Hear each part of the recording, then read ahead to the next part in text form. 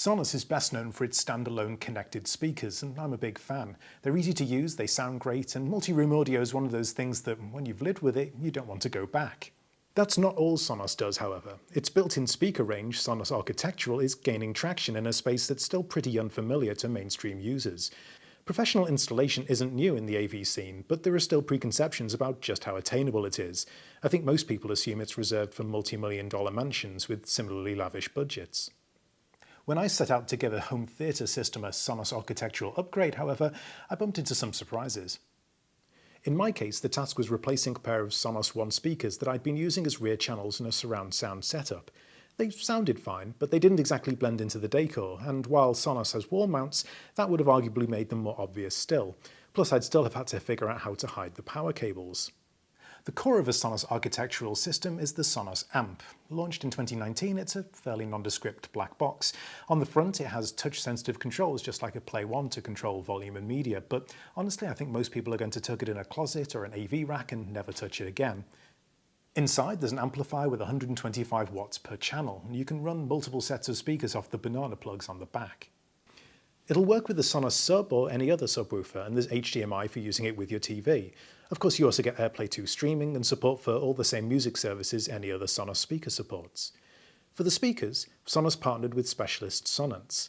As well as ceiling models, there are in-wall and outdoor versions, and while an amp can drive any speakers, the Sonance models are the only ones which work with TruePlay.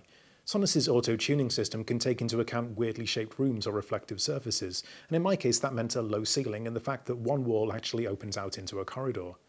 Now, before you can run TruePlay, you need to get the speakers installed, of course, and for that I turned to Paulson's Audio and Video in Metro Detroit.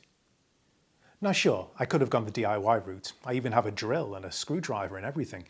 Sonance includes a template that you can use to cut out the right-sized hole in the ceiling, and after that it's a matter of running the cables and plugging everything in.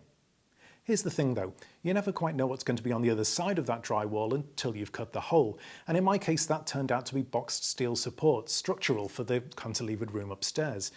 Now I wasn't particularly keen on cutting holes through that, and honestly, if it had been a DIY project, I probably would have pulled the plug there and then. The pro installers from Paulson's, however, didn't let it faze them, and that's where the advantage of getting a professional comes in. They've seen most situations before, and if they haven't, they still have the skills to know best how to troubleshoot. Honestly, I'd expected professional installation to be really expensive. In actual fact, you're looking for a job like this at about $250 to $350 in labour, plus materials and of course all of the equipment. If you've got a more architecturally interesting or unique room, maybe you could be adding a couple of $100s for that. Considering the potential for a DIY project to go terribly wrong, that seems pretty affordable to me.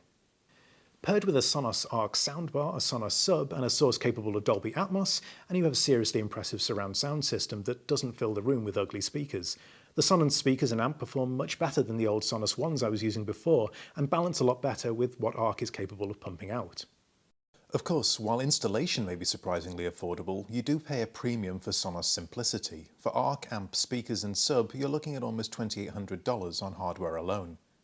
According to Paulson's, they're seeing an uptick in home theatre installs and home audio in general, particularly over the past 12 months as we've gotten used to the idea of being at home more. If you've always discounted the idea of professional installation because you've assumed sky-high pricing, it might be worth getting a quote, because it actually turns out to be surprisingly affordable for what you're getting. For me, though the Arc and Sonance combo is a perfect pairing, the big surprise wasn't so much that Sonos makes great speakers. It was the value that professional installers bring when they're working with hardware that's been really cleverly designed. Now I'm already a geek and I already knew plenty about Sonos and home audio in general, but I still benefited from the knowledge that the Paulson's team brought. If you're trying to navigate the AV world for the first time maybe, and figure out how to get the most bang for your buck, that sort of expertise could be invaluable. Not to mention save you from serious installation and setup headaches, leaving you with more time to kick back and enjoy.